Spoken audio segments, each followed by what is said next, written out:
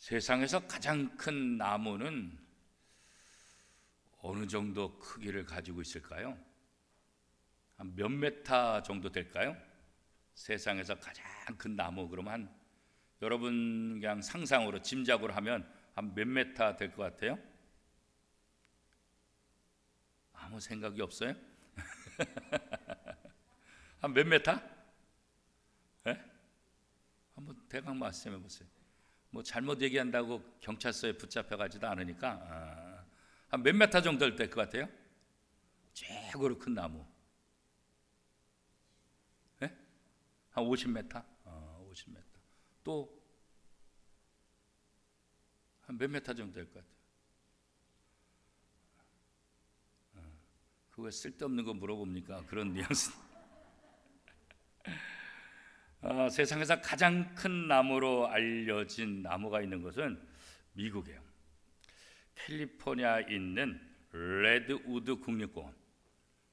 이 공원에 세상에서 제일 큰 나무가 있어요. 사람들이 몰랐어요. 알려지지 않았어요. 그러다가 이게 2006년인가요? 그때 이제 우연히 발견이 됐어요. 너무나 커서 이게 그냥 이렇게 숲속에 다니면서는 이게 잘 찾을 수가 없어요. 몇 메타 되는 나무냐? 그 나무의 이름은 히페리온이라고 이름이 붙여졌는데 자그마치 116.07m예요. 저 숲에 나무 하나만 저렇게 솟았어요. 그러니까 그냥 숲을 다닐 때는 저게 저렇게 큰 나무인지도 모르는 거예요. 두께가 이렇게 나온 사진들도 있는데 두께가 굉장히 크죠. 저 나무 하나만 그냥 이렇게 빌딩처럼 이렇게 솟아났어요. 그런데 이렇게 116.07m, 처음에 발견됐을 때는 한 115m였는데 한 16년, 17년 이렇게 자라면서 한 50몇 cm가 더 자랐다 그래요. 그러니까 아마 매년마다 그래서 2019년도에 세계에서 가장 큰 나무 해가지고 이게 이제 기네스북에 올랐다 그러더라고요.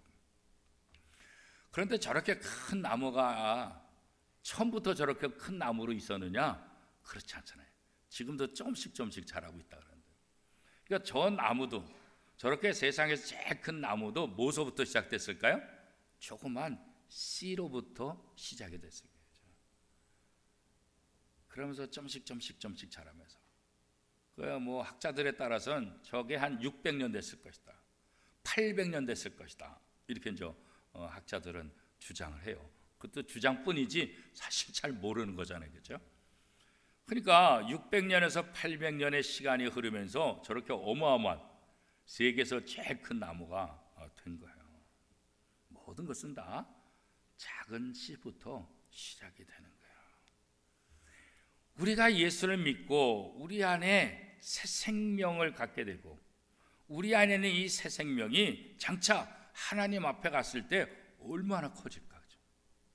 내가 처음 예수 믿었을 때 작은 믿음, 이 작은 씨, 겨자씨만한 거 그잖아요. 그런데 나중에 새들이 깃들이고 그럴 정도로 커지는 것처럼 우리가 장차 하나님 앞에 갔을 때 우리의 영혼이 얼마나 클까, 얼마나 성장했을까. 그것도 우리가 하나님 앞에 갔을 때 한번 기대해 볼 수 있는 그런 모습일까요? 여인이 아이를 갖게 되면, 임신을 하게 되면 언어도 달라지고 행동도 달라지게 되죠. 그죠?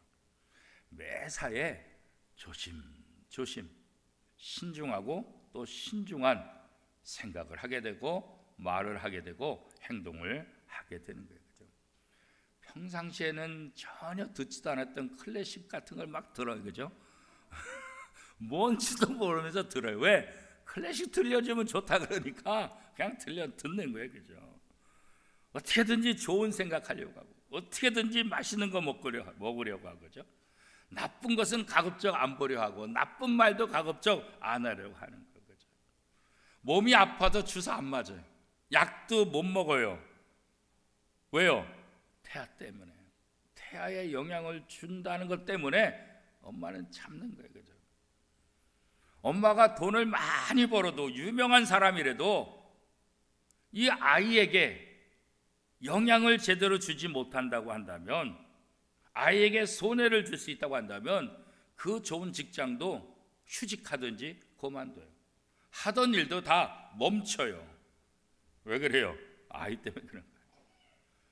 이왕 음식 먹어도 비싸더라도 좋은 음식 먹어요. 그죠? 유기농 먹어야 되고, 하여튼 좋은 것, 모든 것 다 최고 좋은 것들을 다 섭취하려고 해요. 왜냐하면 내 몸을 건강하게 만들기 위해서가 아니라 내 몸에서 자라고 있는 태아 때문에 그런 거죠. 좋은 음식, 좋은 음악, 좋은 분위기, 이런 것들이 내 뱃속에서 자라고 있는 아이에게 영향을 준다, 이거 믿기 때문에 우리는 조심조심하고 신중한 삶을 살아가게 되는 거예요. 이렇게 아이를 임신하게 되면 출산할 때까지 10개월 동안은 이전과는 다른 삶을 살 수밖에 없는 거예요. 왜 그래요? 내 속에 아이가 있기 때문에 그런 거예요. 이 아이가 잘 되게 하기 위해서 10개월 동안 최선을 다하는 거예요. 이 10개월이 이 아이의 평생을 좌우하니까, 그래서 10개월 동안 최대로 최선을 다해서 좋은 태교를 하는 거죠. 자, 이렇게 해서 아이가 태어나면 이 아이가 이 땅의 삶을 사는데 한 100년 정도 살죠. 그러면 이 아이가 자라면서 100년 동안 살아가는 동안 이 아이의 안에는 또 다른 생명이 있다고요. 그게 바로 영혼이에요. 그죠? 임산부가 임신을 하면 태아를 위해서 10개월 동안 최선의 삶을 사는 것처럼 우리 인생들도 100년 동안 살아가는 우리의 삶 속에서 마치 임산부가 태아를 위해서 태교를 하듯이 우리 속에 있는 영혼을 위해서 우리가 살아가는 100년 동안 최선을 다해서 이 영혼을 키워야 돼요. 이 영혼이 건강하게 만들어야 돼요. 임산부와 똑같은 심정으로 그런 삶을 우리가 살아야 되는 거죠. 임신한 아이가 보이지 않잖아요. 요즘은 저기 기계들이 워낙 좋으니까 이제 사진도 초음파도 찍어서 모습 손톱만한 것들이 좀씩 자라고 머리도 생기고 다리도 생기고 이런 것들이 이제 보이긴 하잖아요. 그죠? 그러나 정확히 다 보이는 건 아니죠. 그냥 형태만 보이는 거죠. 그래도 그걸 보면서 아이고 엄마 닮았네, 아빠 닮았네. 아무튼 부모를 닮지 누구를 닮겠어요, 그죠? 아이고 저 녀석 도대체 누구를 닮아서 그래? 누구를 닮게요? 본인을 닮아서 그런 거지, 그렇잖아요. 부활도 마찬가지예요. 내 속에 영혼이 자라면서 이 내 속에 있는 이 영혼이 누구를 닮겠어요? 우리 겉사람을 닮아가는 거예요.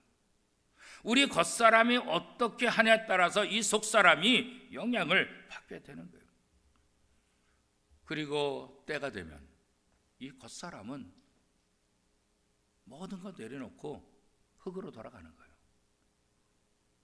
그리고 우리가 기껏해야 100년 동안 사는 동안 이 속사람을 어떻게 강하게 했는지 그 영혼이 하나님 앞에 가게 되는 거죠.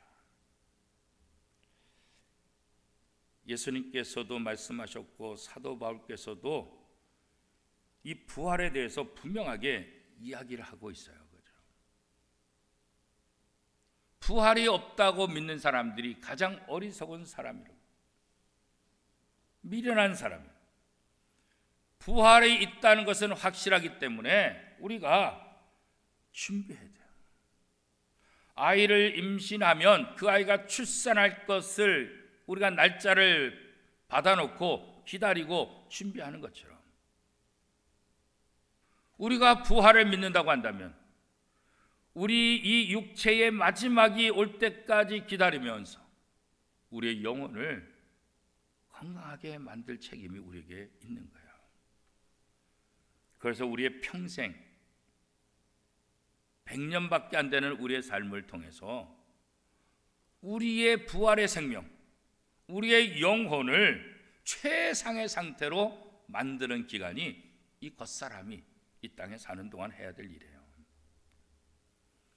이 겉사람이 어떻게 하냐에 따라서 내 속에 있는 영혼이 영혼을 좌지우지하는 거예요. 그렇기 때문에 우리는 부활절마다 그것을 다시 한번 생각하는 거예요. 부활에 대해서 잊어버렸던 우리들이 부활에 대한 감격과 부활에 대한 이 진리를 잃어버리고 살았던 우리들이 이 부활절을 통해서 다시 한번 이 부활을 확신해야 돼요. 그리고 우리 속에 있는 이 영혼이 부활하는 그것을 준비해야 되겠다, 이 생각을 또 해야 되는 거예요.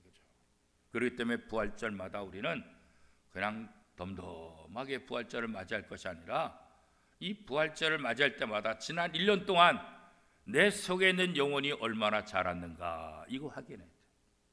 내 속에 있는 영혼이 얼마나 건강한가, 하나님의 말씀을 제대로 먹고 있는가, 하나님의 말씀대로 잘 자라가고 있는가. 혹시 지난 1년 동안 내가 세상에 바쁘다는 것 때문에, 다른 일 때문에, 뭐 이런저런 일 때문에 내 영혼을 굶주리게 하지는 않았는가, 이거 살펴봐야 돼요. 내 영혼을 건강하게 만드는 일은 어떤 것일까? 다른 것 아니에요. 예배예요. 예배를 통해서 하나님의 힘을 공급받는 거예요. 말씀을 듣고 말씀을 실천함으로 내 영혼을 건강하게 만드는 거예요. 그것이 바로 건강한 신앙생활을 하는 것이다, 이렇게 얘기할 수 있죠. 자, 씨는 작잖아요. 씨가 아무리 커도 씨는 씨예요. 작은 거예요.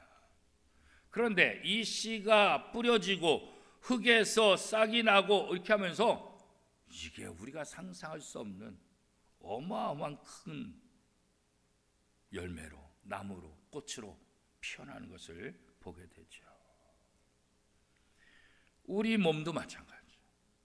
우리 속에 있는 이 영혼이 아주 작은 씨에서부터 시작되지만 이 작은 씨를 우리가 어떻게 잘 키우느냐, 이게 중요한 거예요.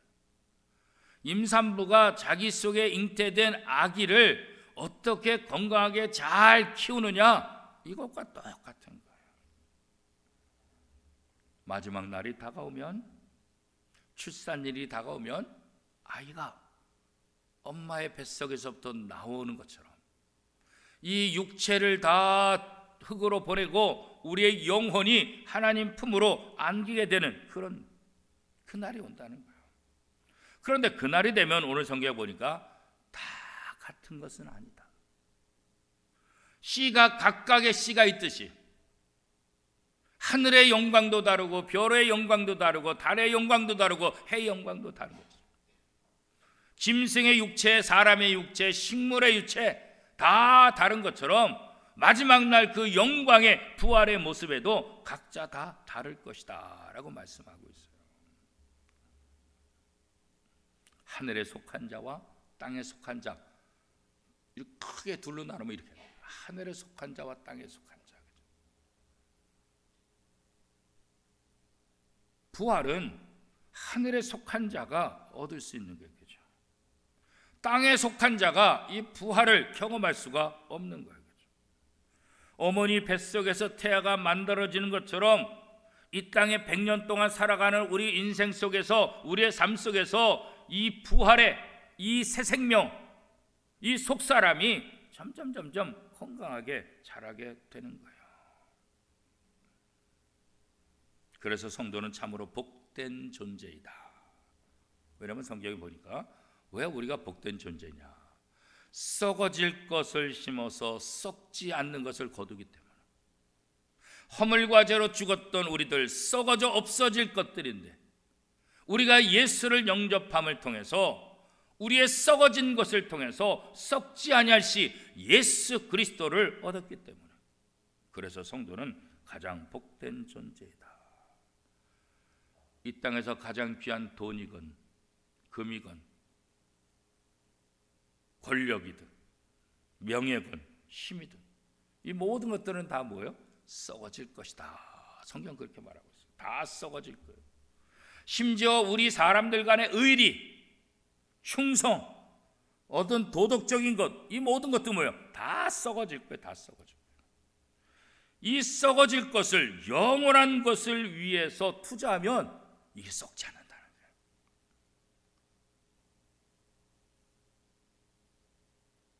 이 땅에 놔두면 좀과 동록이 와서 다 하늘에 쌓아라. 하늘에 쌓으면 썩지 않는다.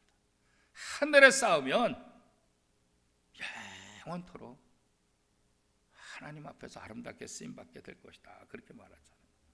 그래서 우리가 이 땅에 사는 100년 동안, 그렇잖아요. 오래 살아야 100년. 이 100년 동안 우리가 할 것은 뭐냐? 하나님과 우리의 영혼을 위해서 애쓰는 거예요.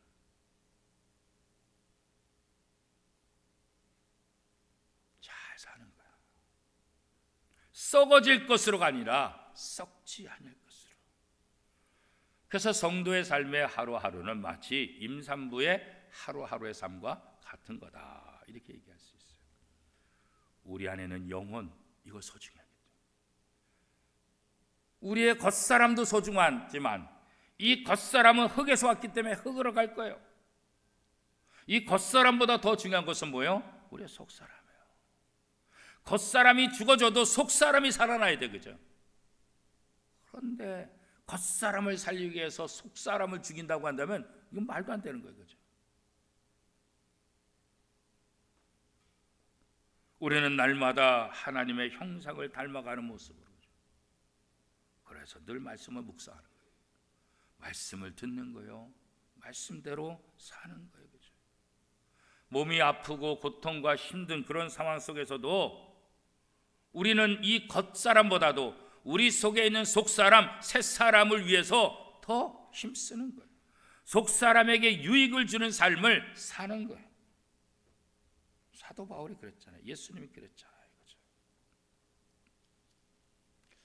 태아는 엄마의 힘으로 살고 있잖아요. 그런데 신기한 것은 임산부도 태아의 힘으로 살아가고 있어요. 그렇죠? 아이의 심장 소리를 들으며 기쁨이 있는 거예요. 아이가 발길질할 때 내가 살아있음을 느끼게 되는 거예요. 그렇죠? 그런데 아이가 발길질도 하지 않고 심장이 약해지고 그러면 불안하기 시작하는 거예요. 태아가 건강하지 않으면 엄마가 불안해지는 거예요. 유산할 기미가 있다고 한다면 엄마는 더 난리예요. 다 어떻게 해야 될지 모르는 거예요. 그렇죠? 태아의 건강이 나빠지면 엄마도 함께 나빠지는 거예요. 태아가 건강하면 엄마도 건강해요. 이게 참 신기한 거예요. 그렇죠? 우리 속에서 부활할 속사람도 마찬가지예요. 속사람이 강해지면 우리 전체 겉사람도 강해지는 거예요. 그래서 사도 요한은 내 영혼이 잘된 같이 범사가 잘되기를 원하노라 이렇게 말하잖아요. 영혼이 건강해지면 내 겉사람도 건강해진다 이렇게 말씀하고 있는 것 아니겠어요? 그렇죠?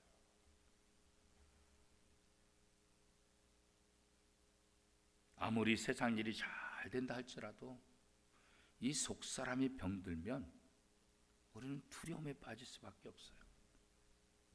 걱정할 수밖에 없어요. 내 안의 속사람을 위해서 그러면 우리가 무엇을 해야 될까요? 임산부처럼 태교를 잘해야 되는 거예요. 하나님의 말씀을 먹어야 돼요. 설교를 잘 들어야 돼요. 말씀대로 삶을 살아야 돼요. 세상의 말만 듣지 말고 세상의 일만 하지 말고 악한 생각을 벗어버리고 겉사람이 하나님의 말씀대로 살면 기쁨이 충만해지고 그러면 이 속사람도 강건해진다는 거예요. 마치 임산부가 건강하기 위해서 좋은 음식을 먹고 좋은 운동을 하는 것은 왜요? 아이에게 영향을 주기 위해서 하는 것이죠. 우리 겉사람이 속사람을 위해서 헌신하면 속사람은 이 겉사람에게도 보상을 해준다고요. 기쁨으로. 이 속사람이 커지면 이 영혼이 커지면 커질수록 우리의 겉사람도 커질 수밖에 없어요. 남들이 알지 못하는 것을 알게 되고 남들이 경험하지 못하는 하나님의 놀라운 일들을 경험하게 되는 거죠. 임산부와 아기는 두 몸이지만 한 몸이에요. 그죠? 함께 건강해지는 거예요. 함께 행복을 누리는 거예요. 함께 복된 자가 되는 거예요. 마찬가지로 부활할 우리의 속사람과 우리의 겉사람은 둘이지만 하나예요. 우리의 겉사람 따로 우리의 속사람 따로가 아니라 한 몸이라는 거예요. 한 몸. 이 겉사람은 언젠가는 사라질 거예요. 마치 엄마가 아이를 낳은 다음에 엄마가 아이보다 먼저 세상을 떠날 수밖에 없잖아요. 일반적으로. 그렇죠? 이 겉사람은 먼저 흙으로 가는 거예요. 예수님께서 잘하실 때 성경은 어떻게 기록하고 있습니까? 누가복음 2장 52절 말씀해 보니까 예수는 지혜와 키가 자라가며 하나님과 사람에게 더욱 사랑스러워 가시더라. 예수님의 영혼도 자라고 예수님의 육체도 자라고 양쪽이 다 건강해 자랐더라. 이 똑같은 얘기가 어디서 나온지 아세요? 사무엘에게서 나와요. 위대한 제사장 사무엘이 자랄 때도 성경은 똑같이 기록하고 있어요. 사무엘상 2장 26절에 보면 아이 사무엘이 점점 자라매 여호와와 사람들 앞에서 은총을 더 받더라. 예수님도 하나님과 사람 앞에서 은총을 받았고 사무엘도 하나님 앞에 사람 앞에 은총을 받았더라. 그러니까 우리의 겉사람과 속사람이 같이 건강해져 간다는 것을 보여주고 있는 거죠. 속사람이 잘 되면 겉사람도 잘 된다는 것을 우리에게 분명하게 이야기해 주고 있는 거예요. 그래서 우리의 영혼이 건강해지면 이 영혼이 우리의 겉사람을 행복하게 만들어주는 거예요. 부활의 능력 지금 우리 속에서 일하고 있는 거예요. 새로운 피조물, 이 속사람이 우리 속에서 건강해서 우리 겉사람을 지배하도록 우리가 맡게 되는 거예요. 아이의 생명이 엄마에게 있는 것처럼 그렇잖아요. 우리도 우리의 겉사람이 중요한 것이 아니라 우리의 속사람이 중요해요. 우리의 속사람을 통해서 우리의 겉사람이 건강해질 수 있다는 거, 이거 믿어야 돼요.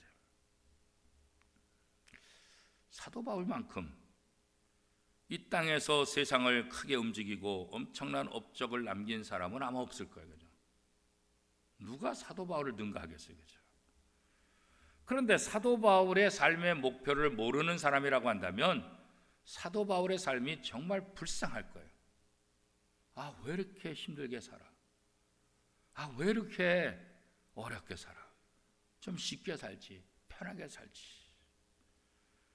사도 바울에게는 목표가 있었어요. 단 하나의 목표.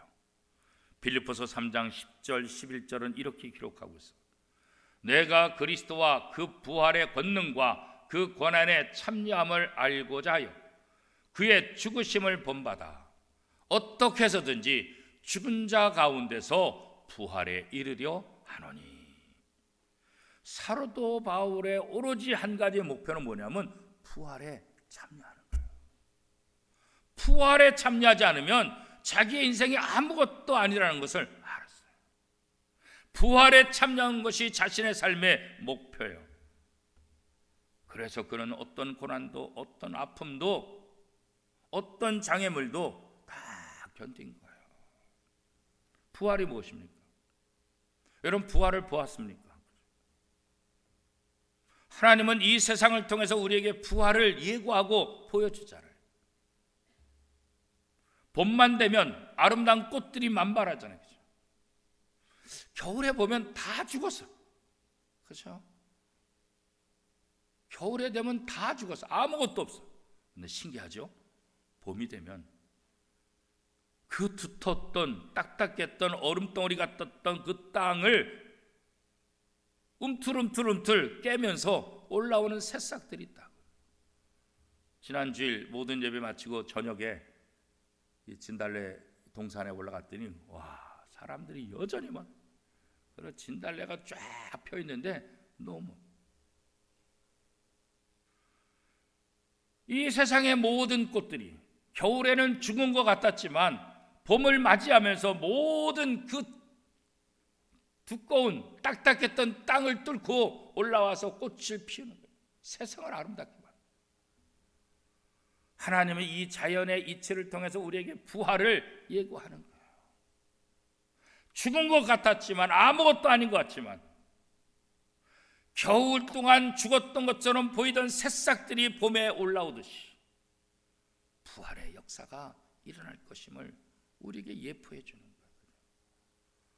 그래서 우리는 아름다운 꽃들을 즐겁게 감상하는 것뿐만 아니라 그것을 통해서 어떻게 해요? 장차 우리도 하나님 앞에 갔을 때 이렇게 아름다운 꽃들로 만발할 것을 기대하는 거죠. 사도 바울이 바로 그것을 기억했던 거예요.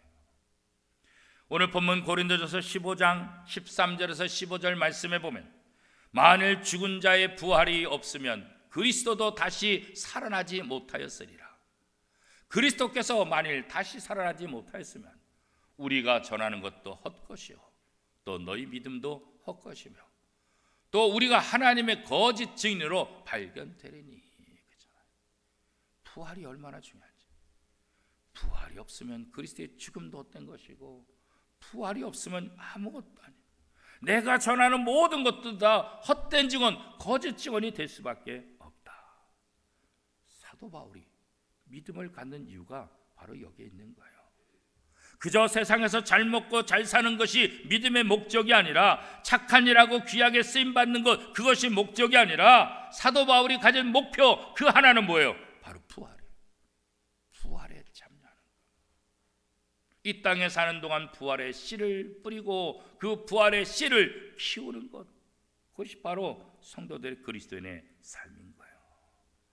이렇게 사도 바울처럼 예수 그리스도의 부활을 자기의 목표로 삼은 사람들은 복된 사람이다. 성경이 이렇게 말하고 있는 거예요. 우리는 천년 만년 살 것 같죠? 알 수 없어요. 지난 주일에도 우린 80세 되신 성도님 하나님의 부름 받아서 우린 장례를 치렀어요. 요 교회 앞에 있는 부천 장례식장을 지나가다 보면 매일같이 수많은 차들이 있어요. 매일같이 이 땅의 삶이 마무리되는 사람들이 우리 주변에 얼마나 많은지 몰라요. 우리도 곧 다가요. 얼마 전에도 저 대학교 2년 선배가 심장마비로 죽었어요. 지난달에는 우리 교회 부흥에 왔던 그 목사님이 젊은 나이에 주일 새벽에 심장마비로 돌아가셨어요. 다들 깜짝. 몸이 아픈 것도 아닌데, 무슨 지병 있는 것도 아닌데, 그 젊은 나이에 왕성하게 일할 60대 초반에 하나님의 부름을 받는 거예요. 아무도 장담할 수 없어요. 그러나 우리가 부활의 씨를 심고 그 부활의 씨를 잘 키운다고 한다면 어떤 상황 속에 온다 할지라도 우리는 두려워하지 않고 영원한 하나님 나라에서 부활하며 그 기쁨과 감격을 누릴 수 있게 될 것입니다. 이 부활주일에 다시 한번 우리 속에 들어온 예수 그리스도 그 부활의 씨를 잘 키우고 잘 살려서 하나님 앞에 섰을 때 착하고 충성된 종아, 저 원미산의 진달래꽃의 그 동산 아름답게 피어있는 것처럼 하나님 앞에 기쁨을 주는 저와 여러분의 삶이 될 수 있기를 축복합니다.